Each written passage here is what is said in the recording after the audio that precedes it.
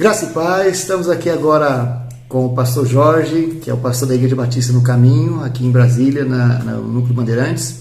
E nós vamos falar sobre o quê? Missões. Falar de obra missionária, bater um papo assim, o Jorge e eu.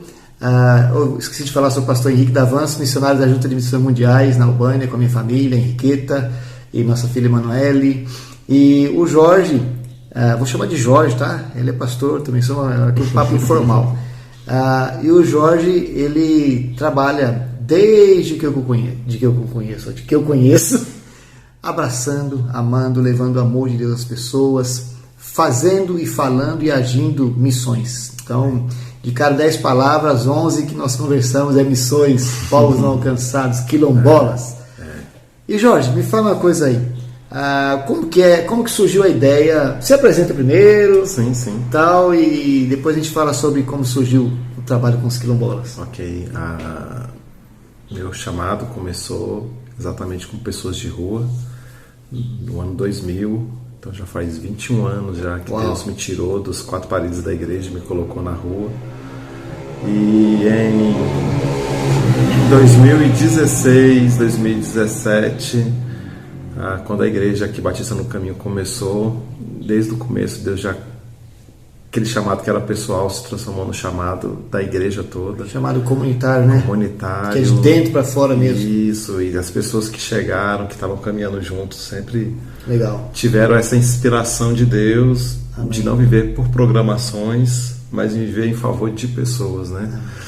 E isso não é de boca para fora, isso acontece no dia a dia da igreja, no orçamento da igreja. Eu sou testemunha, a igreja é uma igreja missionária, vocês vão ver no decorrer desse bate-papo aqui. E me fala uma coisa, como quilombola, como surgiu e como que apareceu? Você conheceu alguém, algum trabalho, ouviu falar? Como foi isso? Nós estávamos orando para Deus trazer um trabalho missionário, além das pessoas em situação de rua, e chegou em nossa família um casal jovem, a Areli e Rafaela, e eles timidamente conversaram comigo que tinha um projeto missionário. Eles vieram de Anápolis, um projeto missionário junto aos quilombolas aqui depois da Chapada, e perguntaram se a gente estaria interessado em conhecer esse trabalho. De primeira, assim, a gente falou: uau, quilombola, como assim? Onde é? Fica 6 horas aqui de Brasília, 3 horas de asfalto para chegar no pé da Chapada, e depois 3 horas para atravessar a Chapada. Deve ser uma estrada muito boa, né? É bem íngreme, né? Só chega. Eu vi umas fotos aqui. 4x4, né? Não sei se é pior a subida ou a descida lá da Chapada, lá para poder chegar naquele povo. Eles fugiram das fazendas de escravos e atravessaram o Planalto Central e se esconderam atrás da Chapada, fugindo. Nossa. E tem uma aversão muito grande ao homem branco, porque o homem branco é o símbolo da escravidão, de morte, do sacrifício, do abuso. Então o homem branco não é nada bem visto ali. Mas essas igrejas de Anápolis, eles já vão lá talvez há mais de 10 anos, e eles quebraram o contexto histórico, né? Quebraram isso aí. Não é fácil. Quando a gente chegou, já tinha a possibilidade da gente entrar naquela comunidade, e a primeira ida lá foi em 2018. Depois da saída em 2018 lá, da primeira visita, o que aconteceu, o que foi fomentado, o que surgiu, né? O que Deus colocou no coração de vocês? Lá em 2018 foram 8 irmãos da nossa igreja, e a paixão por aquele povo já foi muito grande. Eram pessoas sedentas pela palavra de Deus, sedentas por acolhimento, sedentas assim pela dignidade que só Deus pode dar. Amém. Ali era uma comunidade desassistida pelo Estado, sem porque não chegava o Estado lá, né? Energia, água potável, nada disso. Tinha poço, como que era lá a questão de águas? Tinha um rio. Toda a água do rio. Eles só bebiam água do rio, então? Água do rio para beber, água do rio para cozinhar, para tomar banho. Sem nenhum tratamento, sem... Nada. Rio Paraná. Rio Paraná, o rio que tem lá. E esse rio que se tira a comida e se faz as higienes, é a mesma água que eles bebem, e a gente passou muito mal. Alguns irmãos passaram mal, né? Não é acostumado. Todo mundo, quando voltou para Teresina de Goiás, teve que ir para o posto de saúde para poder tomar soro, de tão debilitado que o pessoal estava, né? Na segunda vez que nós fomos lá, Aí já tivemos mais cuidados, tivemos assim a precaução, prevenção, né? Tinha um pozinho que colocava na água para poder tirar um pouquinho dos bichinhos que tinham lá dentro. Eita, Jesus! E começou ali uma linda história. Uma obra missionária mesmo, né? Com paixão. Deus, assim, ele, naquele primeiro encontro, mostrou uma comunidade que ela é muito assistida, como vocês sabem, é uma área bem turística, né? Chapada dos Veadeiros, muito conhecida pelas cachoeiras. E as comunidades mais próximas das cachoeiras, elas são bem assistidas, são bem acolhidas, assim, até por causa do turismo, né? Que é fomentado. De pessoas também, né? Mas existe uma região, chama Região do Coco. Essa região, os turistas não chegam lá. A terra é branca, não é terra vermelha como os outros. E existe muita pobreza, assim, em questão muita de carência. Agricultura, né? Como que eles estão lá? Como que eles estavam na época? É só plantação de mandioca, farinha. Dependendo da chuva totalmente. Exatamente. Porque a terra é branca, né? E tira alguns óleos das plantas. Mas o consumo, assim, até a venda dessas coisas, assim, é muito fraco, né? Eles perdem muito dinheiro. Também porque não estão acostumados a negociar. Exato, né? exato. Eles criam algum tipo de animais, como que é? É gado, né? Gado. Mas é pouco. A gente fala 2 gados por família. Tá. E deve ser aqueles, como que a gente fala, pé seco, né? Que sem raça, sem nada, e cria. Não dá nem para vender porque não vai ter como ganhar. Existe um caminhão da prefeitura que passa ali uma vez por mês só. Nossa. E esse caminhão que faz que eles peguem essa produção e levem para a cidade, em Cavalcante, para poder vender por um preço muito baixo. E ainda bem que passa o caminhão, né? Pelo menos. E vem tipo pau de arara. E é cobrada a passagem, e mais cada pacote que eles estão levando tem que pagar um valor a mais por cada pacote ainda. Na época de chuva, eles ficavam isolados, porque não tinha como chegar lá. Então, na época de chuva, não vendia, não praticava, não tinha, ou seja, não tem ninguém lá. Ninguém consegue entrar lá. Isso em 2018, 2019. Segundo semestre de 2019 começou a chegar energia, 2 fases. Pô, glória a Deus, né? 2 fases de energia. E com a chegada da energia elétrica teve alguma melhora? Então, por enquanto nós estamos falando só da questão social, cooperativa, essas coisas. Mas depois da energia elétrica melhorou alguma coisa, né? Em termos de vida para eles lá? Não. Como eles eram muito isolados, não tinha influência, por exemplo, da televisão. Do rádio talvez também? Tinha só rádio. Televisão não. Então eles tinham uma cultura muito preservada. Mas quando chegou a energia elétrica, chegou a televisão também. Aí quando chega a televisão, talvez aquelas coisas que quando a gente vê, a gente mude de canal. Eles o único entretenimento vai ser esse, que tem uma festança da cidade que acontece no mês de agosto, mas nos outros meses do ano.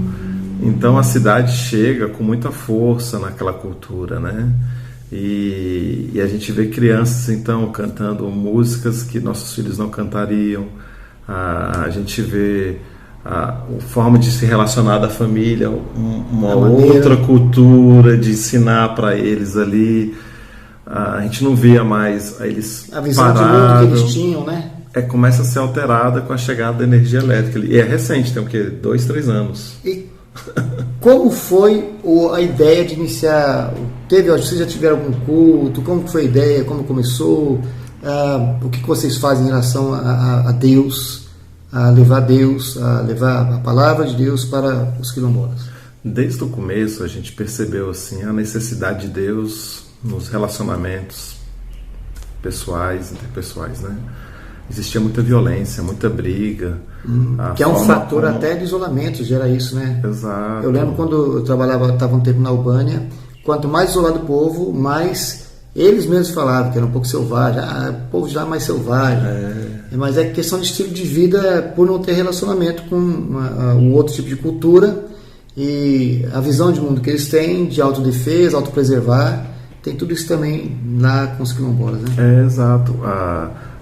As crianças eram, todo mundo falava brigando, como se fosse um animal, estresse, sabe? Né? Vai pra lá, sai pra cá, vem pra lá. É muito estresse. É muito interessante. Assim. E tinha muita violência também. Todas as questões eram resolvidas com base na violência, com faca, que acaba ocasionando até mortes. Quando a igreja chega ali, nessas idas inicialmente anual, sim, levávamos cestas de alimento, bicicleta para as crianças poderem chegar na escola, e fazer esses cultos rápidos, né? Ficava ali. Tipo evangelístico, né? Mas era uma coisa anual, coisa geralmente boa também, junho, né? Que é excelente. É igual quando a gente faz entrevista, os cachorros ficam atrapalhando, mas tá tudo de boa. Não vou cortar, não vou fazer corte, não vou fazer nada. Estamos aqui na casa do pastor Jorge. Ele tem 2 animaizinhos muito lindos. O melhor é o... Como é o nome dela? Tem a docinha e o panqueca. O panqueca é lindo demais, gente. É um pug, cara chatado. Vamos lá. Então, aí os cultos rápidos e tal. E como foi o processo para até chegar no que... alguma intervenção, é claro que não é intervenção cultural, mas não deixa de ser uma intervenção bíblica de Deus. O que está acontecendo com o povo hoje? Como que em relação daquela época para hoje, o que mudou? Você vê alguma mudança? Alguma perspectiva de vida melhor que eles têm? Como que está isso hoje? Exato. Quando a gente começou a fazer esses encontros anuais, que eram grandes frentes, né? Sim. Muita gente, muitos voluntários. Até, imagino, devia ter muita gente, porque é anual, né? 100, 150 pessoas. Teve uma vez que teve 250 pessoas entre voluntários e quilombolas. Jesus. Era um evento, assim, para a cidade, né? Mas a gente sentia falta de um relacionamento mais pessoal. Perto, né? Perto. Então... Do abraço, vamos falar assim. Para quem não sabe, o Jorge está no meu WhatsApp como Jorge Abraço. A nossa família tem o Jorge como Jorge Abraço. Porque é impossível a gente se encontrar e não se abraçar. Né? Esse amor, né? Esse carinho de Deus. E só faz tempo, né? Ele tem que chegar para todas as comunidades. O Jorge, você era casado quando a gente se conheceu já? Não, né? Era não. Era gordo, menino. Vamos lá, vamos voltar para o assunto aqui. Só o osso.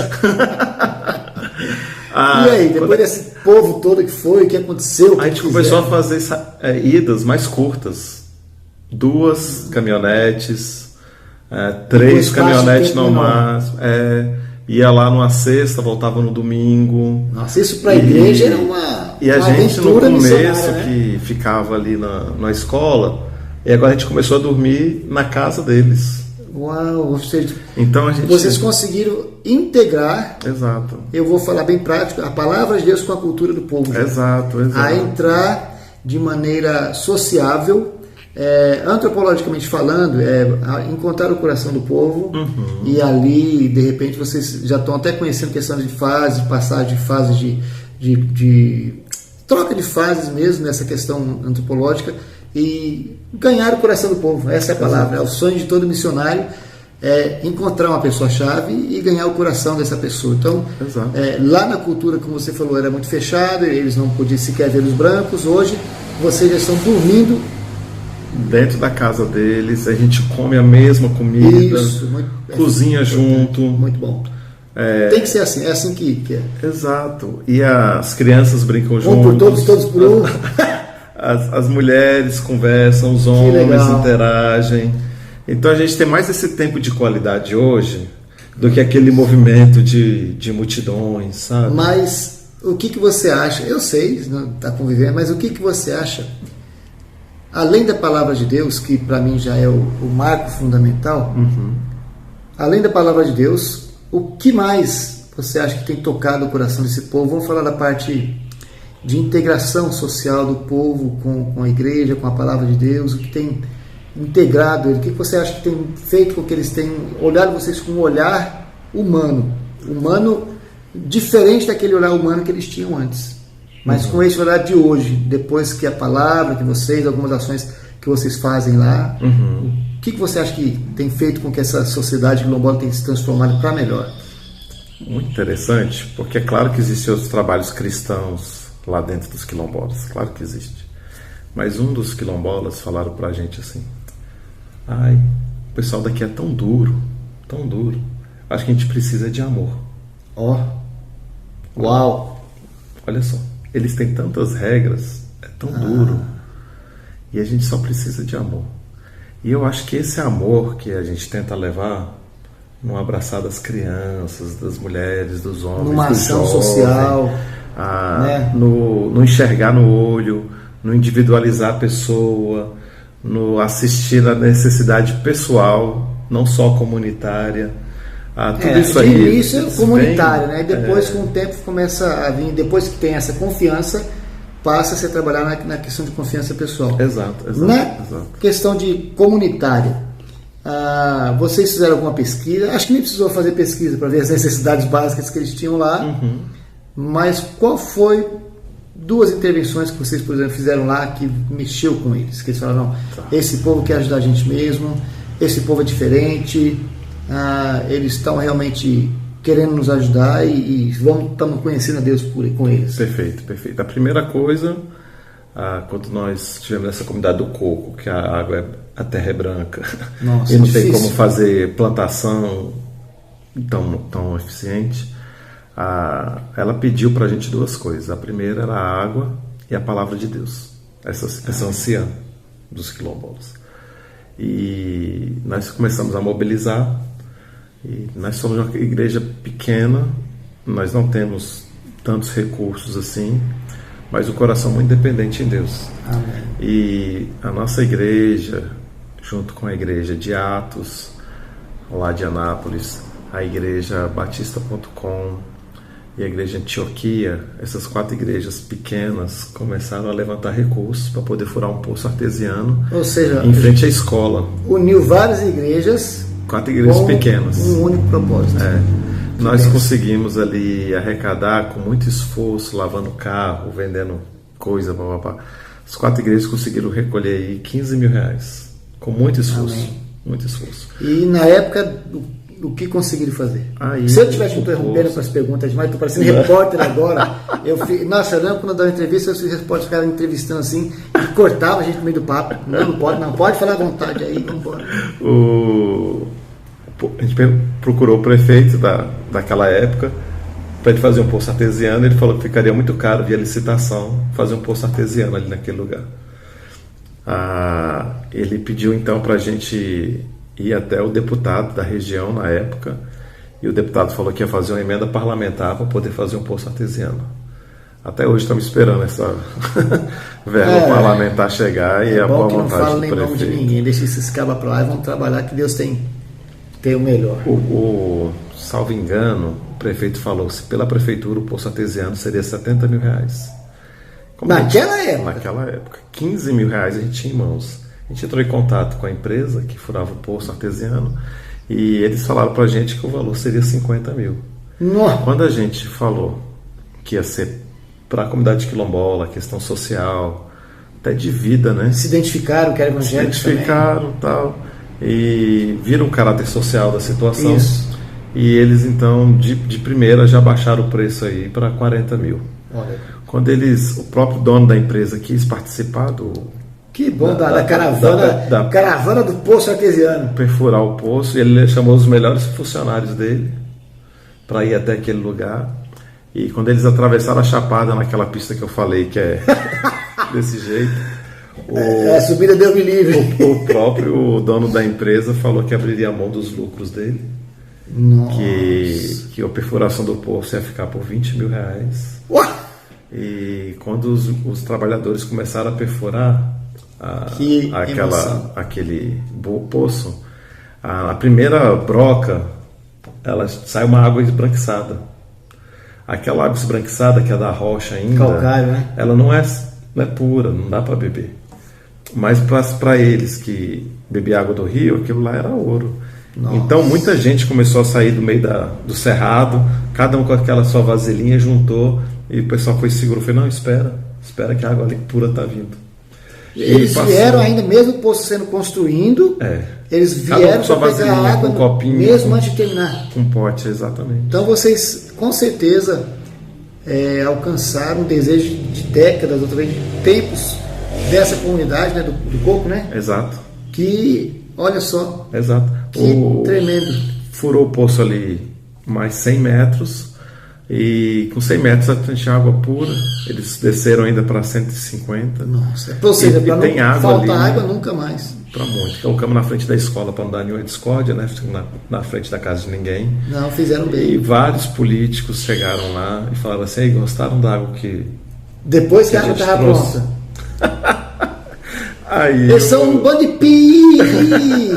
Aí eles mesmos falaram assim: viu? Não foi vocês, não.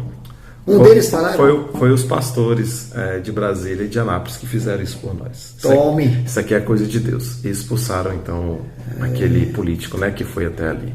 É muito cara de pau, né? Desculpa falar. Exato. Existe uma exploração muito grande, né, do pobre, né? No mundo inteiro, não é só aqui, não. Não só dessa área. No mundo inteiro, no mundo inteiro. Quando a gente estava distribuindo alimentos, nessa forma, assim, pessoal, não dando no meio de 200 pessoas, mas indo de casa em casa, entregando. Nós sempre fizemos isso, na Albânia, no Peru, no Paraguai, onde a gente trabalhou, a gente sempre faz isso, de casa em casa, para a gente ver, sentir a pessoa, conversar, escutar, mas não é nem falar, é escutar mais as pessoas. Dá mais trabalho, mas é necessário. Sim. Não tem como fazer diferente. Amém. Quando nós estávamos entregando o alimento numa das casas, aí veio um caminhão passando. Aí o pessoal começou a falar: pastor, olha o caminhão da cesta. Da cesta? Quanto que eles estão vendendo a cesta para vocês? Eles iam para vender. Aí ele falou assim: essa que você está aqui entregando para a gente é R$300. Mas tem a maior que é R$700. Quando eu fui na direção desse caminhão, o cara deu meia volta e foi embora. Ou seja, se brincar, eles ganhavam esses alimentos para levar.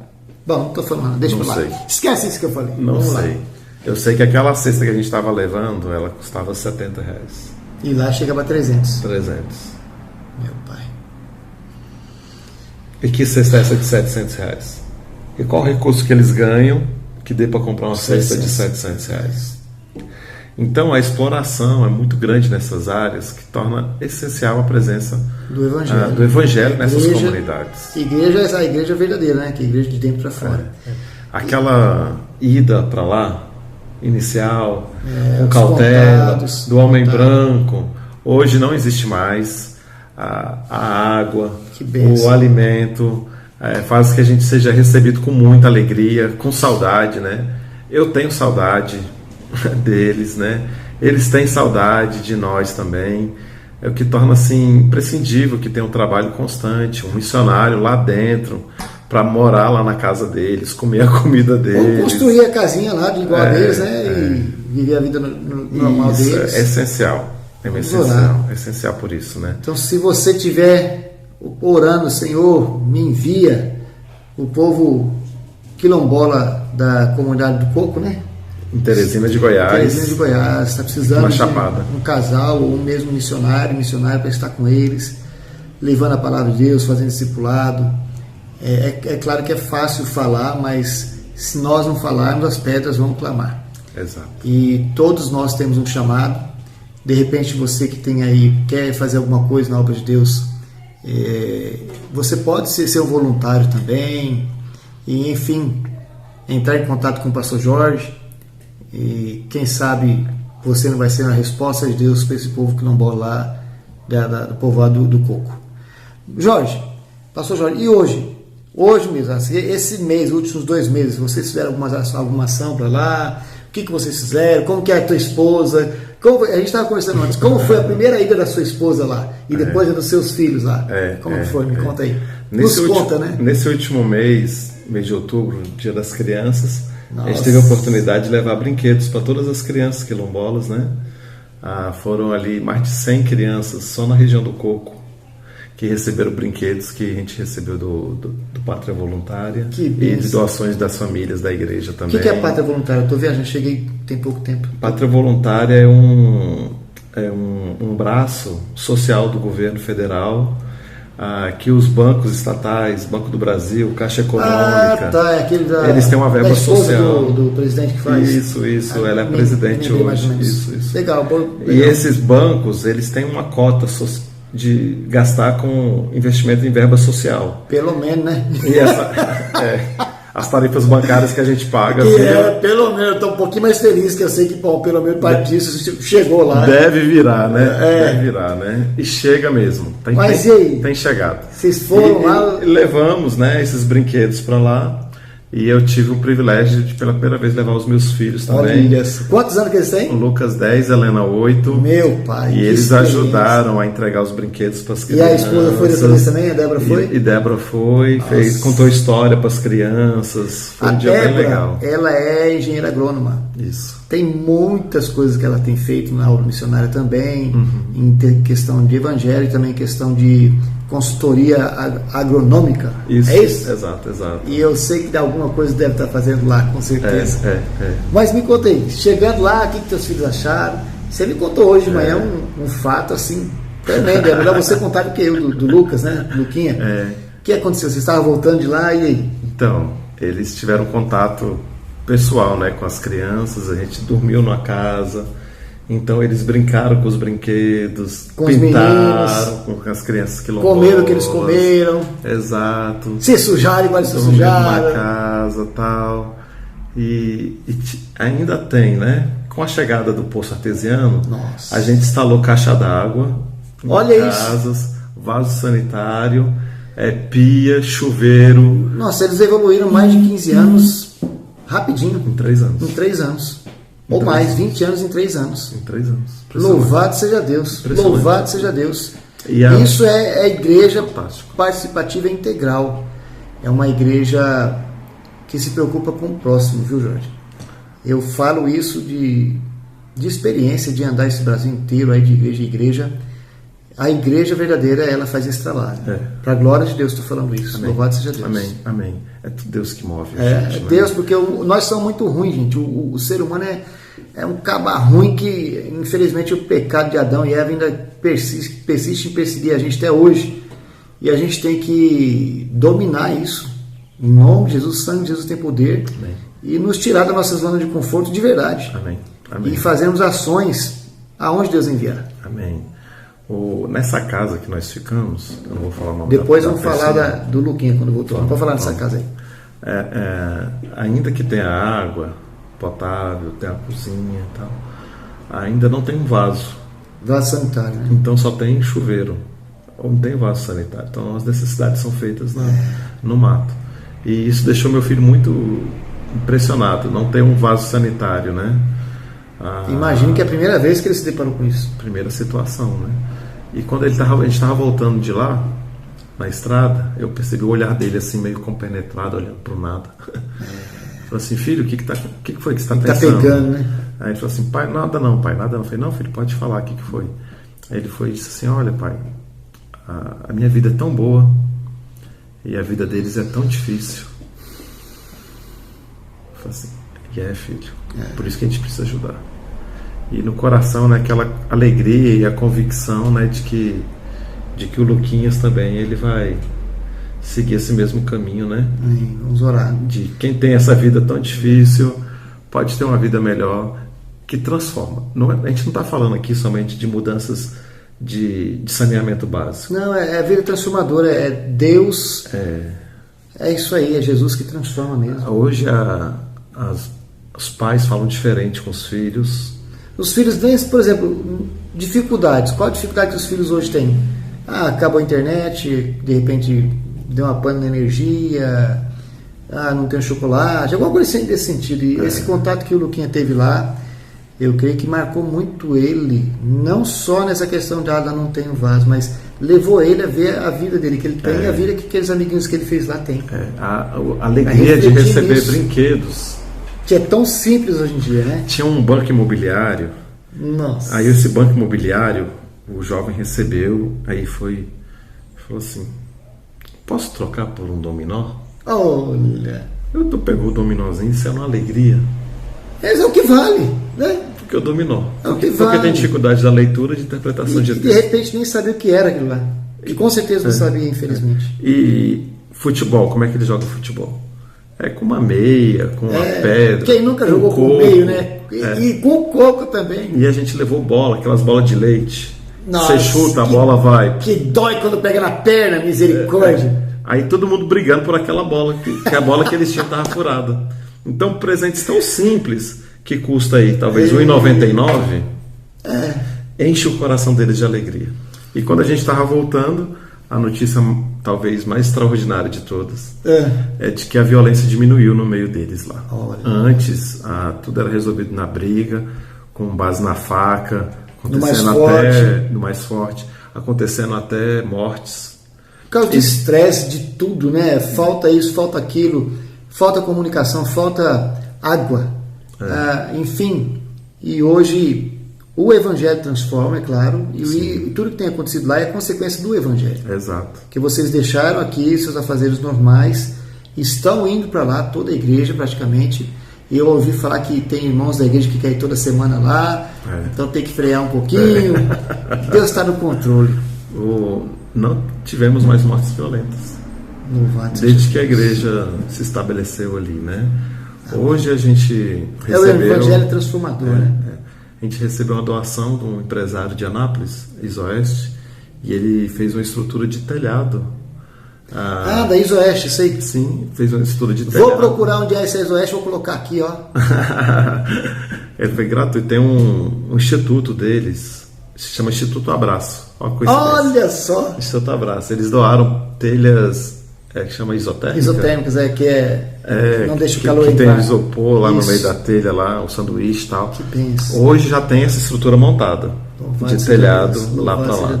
Agora o desafio é a gente conseguir fazer o contrapiso debaixo desse telhado, mas vai vir. Levantar as paredes, a gente construir o banheiro para fazer desse local não apenas uma igreja, mas um centro de formação, um centro de capacitação. Comunitário, né, que seria capacitação, formação, Exatamente. Prevenção, tudo. É um centro comunitário, para quando a gente for bom. lá ter um referencial e já tem um telhado. E poder levar profissionais para capacitar em outras áreas, né, seja qual área for. Exato. Ter um local que eles possam se reunir e um pouco confortável. Depois vai vir ventilador, depois Deus vai providenciar tudo. A gente precisa levar profissionais de saúde até aquele lugar. Saúde para as crianças, saúde para a mulher. Eu não sei se você sabe, tem o homens. pessoal do Asas de Socorro aqui em Anápolis, que eles têm muitos e muitos dentistas cadastrados que fazem essas viagens missionárias mensais, anuais, alguma coisa nesse sentido. É só para uma dica muito boa. Isso. E tem você aí que é dentista, médico, doutor, pedreiro, encanador, engraxar, carroceiro, pedreiro, mestre de obra, pintor, eletricista. O que você pode fazer pela obra de Deus? Né? Todos nós temos um chamado. E você não é diferente. Você tem um chamado. E você tem que servir a Deus onde você está. Mateus 28 não está lá por acaso. Ide por todo mundo, ou vão para todo mundo, pregando o Evangelho e ensinando, né, as boas novas, batizando-os em nome do Pai, do Filho e do Espírito Santo. Então, muitas das vezes o que nos falta é uma boa tomada de vergonha na cara e assumir aquilo que Deus tem para nós. Eu estou falando com você mesmo, a começar em mim. Nós sabemos o que tem que ser feito. Amém. Mas o comodismo nos impede, tem nos impedido de fazer a obra de Deus. Então vamos deixar de ser acomodados. Você que está no seu acomodamento aí coletivo, familiar, leva a família junto, fazendo a obra missionária, e você vai ser mais feliz. Você vai estar obedecendo a Deus. Mas, pastor Jorge, um recado para quem estiver nos escutando agora. O que você tem a falar em relação a isso? Que é muito fácil amar. É muito fácil amar. A gente coloca tantos pré-requisitos, tantas dificuldades, a gente acha tão difícil, mas quando você chega em comunidades assim, não precisa ser um PhD em teologia. O seu conhecimento do Evangelho de João é um bálsamo na vida dessas pessoas. Tem que ser um pé no chão, né? É o pé no chão. É muito simples. É só você parar e ser ouvido.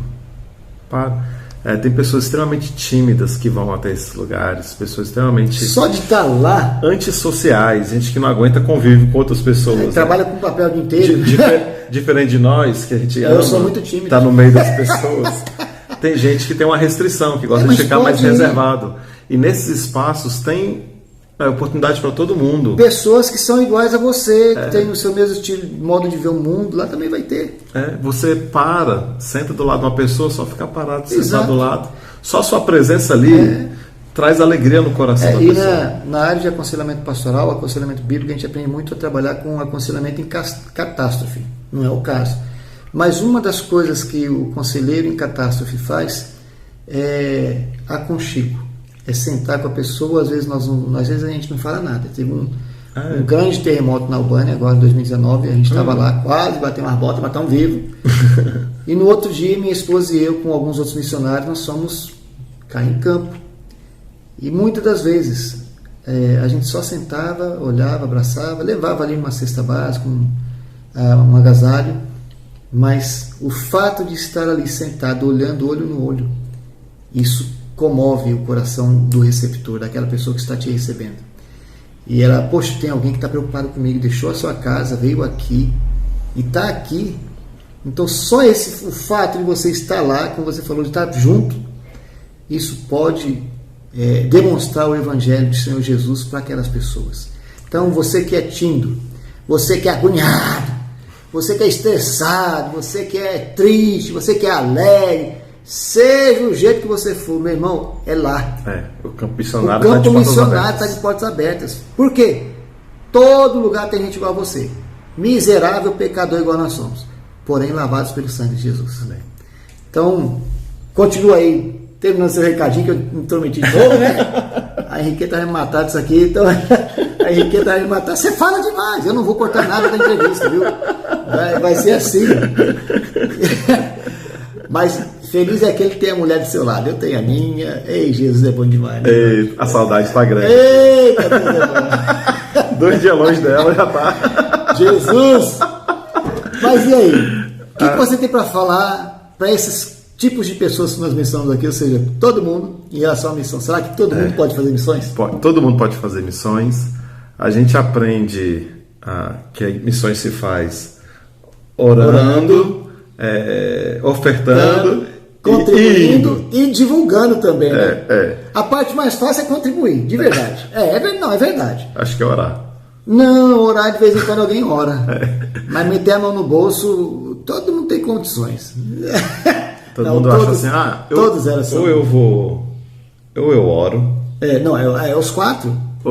Orar, contribuir e divulgar. Então fala assim, eu vou fazer um desses 4.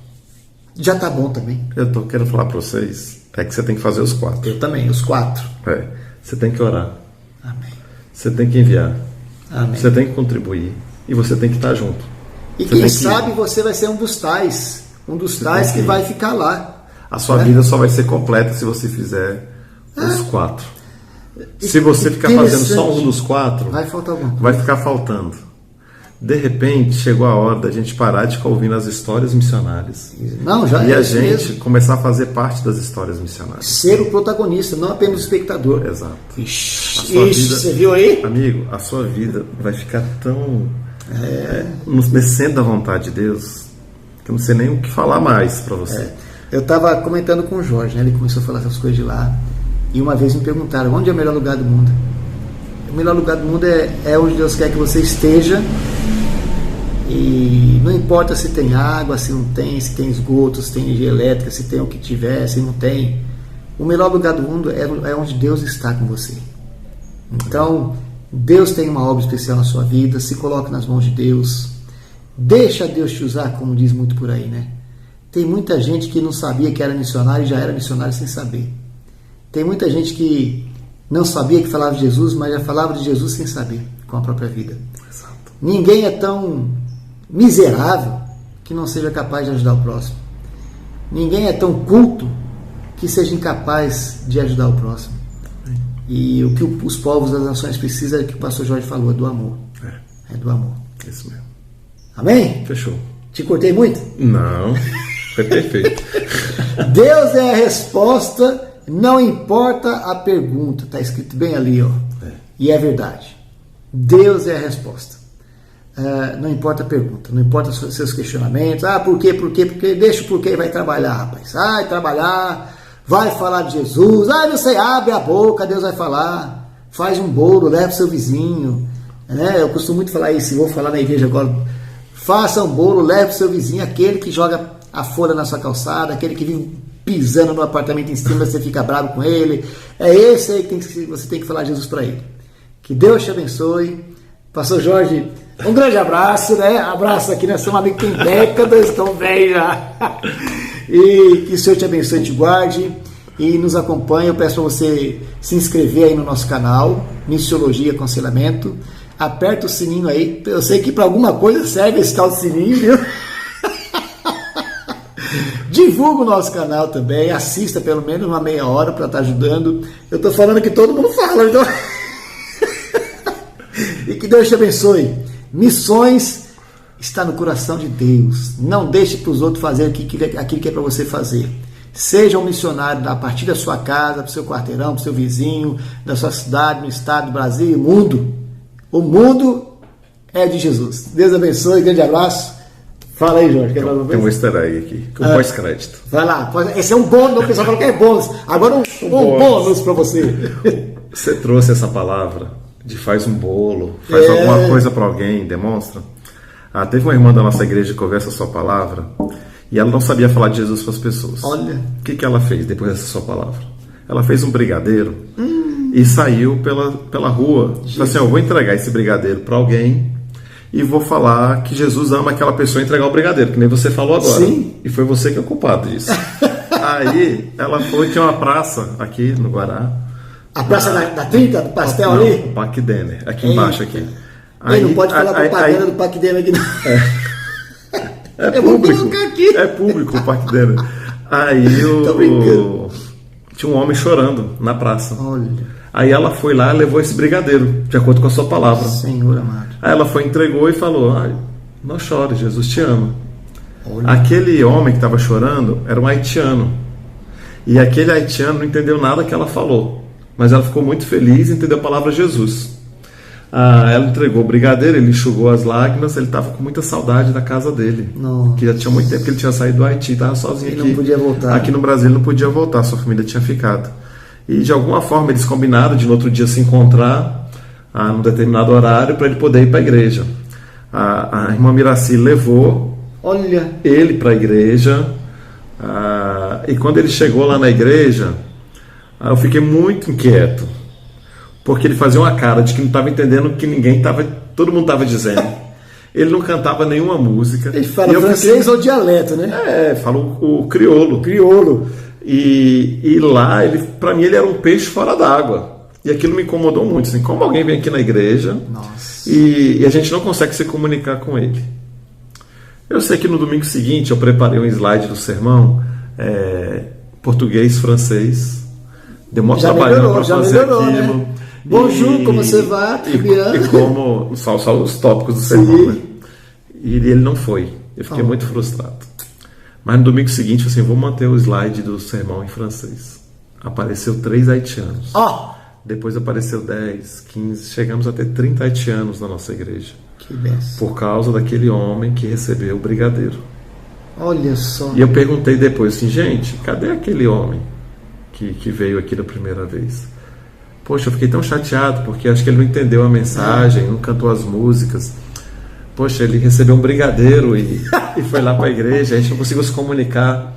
Falei assim, pastor, você não sabe o que aconteceu. Você está por fora, pastor. Ele saiu daqui e foi para lá e começou a procurar a gente. Os haitianos cristãos que estavam aqui no Guará. E falou assim, olha, eu achei a igreja de vocês. Eu sou católico, não vou voltar lá. Mas vocês que são cristãos, vocês precisam ir naquela igreja. Se alguém precisa de ajuda, pode ir nessa igreja Batista no Caminho. Olha só. Pode ir para lá. E ele foi o maior divulgador da nossa igreja para os haitianos, para a comunidade haitiana aqui. Que bênção! E Deus fez uma história tão linda. E ele falou assim, eu não entendi nada que eles falaram, mas eu nunca senti tanto amor como dentro daquele lugar. Que poder. Aquele brigadeiro que aquela irmã me deu e os abraços que eu recebi dentro da igreja, falei assim, olha, eu nunca senti tanto amor de Deus na minha vida. Glória a Deus. Depois daquilo ali, daquele brigadeiro que você falou aqui no começo aqui, a gente nem imagina. Olha que coisa louca que aconteceu. A gente deu aula de português para eles. E tem gente que fala, para de falar desses bolos. Não tá sabendo, Ricardo, quem é, né? Pode dar. Tem que fazer. Nós demos curso de português. Uau. Fizemos entregamos currículos para eles. A integração deles com a igreja. Fizemos tratamento psicológico, terapia de grupo contra as mortes, o furacão, o terremoto, a distância das famílias, as mortes. Todo mundo ficou curado emocionalmente. Amém. E eles começaram a se estabelecer. Conseguimos intervenção junto ao CRAS aqui da cidade, então eles recebiam os auxílios. O que é o CRAS? É Centro de Referência de Ação Social. Isso, legal. Tem em cada cidade. Então eles conseguiam alimentos, auxílio aluguel, auxílio vulnerabilidade. Olha, que porque o imigrante ele é equiparado ao brasileiro em nível de socorro social. Sim. Então conseguimos isso aí também. Eles conseguiram empregos melhores. Glória a Deus. E agora houve uma crise no Haiti. Alguns tiveram a oportunidade de entrar nos Estados Unidos e agora eles estão tentando a vida nos Estados Unidos, mas estão levando essa marca de Jesus aqui, reencontrar, receber o amor, de ser bíblico, acolhedor, relevante, missional. E então, abraçar. Eles tá indo. Amém. Fantástico. Tudo começou com um brigadeiro. Amém. Então vamos fazer brigadeiro. Uma pessoa que não sabia falar de Jesus. E todo mundo é capaz, tá bom? Que Deus te abençoe. Deixe seu comentário aqui, um vídeo que você quer que a gente faça. Deixe seu comentário, pode perguntar aí alguma coisa. Não sei se o Jorge vai divulgar. Eu vou colocar o WhatsApp. Não, coloca não. Pode. Contato. Vou colocar o nome do contato da igreja, né? Sim. Aqui embaixo, não sei como é que fala, nos scripts aí embaixo. E você pode entrar em contato. Para aí, quem sabe, ser um voluntário na obra missionária, juntar, fala com seu pastor. Seja a cidade, o estado que você tiver. Aqui em Brasília tem aeroporto, viu? Você pode chegar aqui. Tem rodoviária, você pode chegar. Tem posto de gasolina que você tem aqui também, tem que pagar, é claro. Mas você vai poder daqui ir com a igreja fazer uma viagem missionária para ali com os quilombolas da comunidade do Coco. Isso, amém. Tamo junto, Deus te abençoe, em nome de Jesus, até a próxima. Paz. Paz.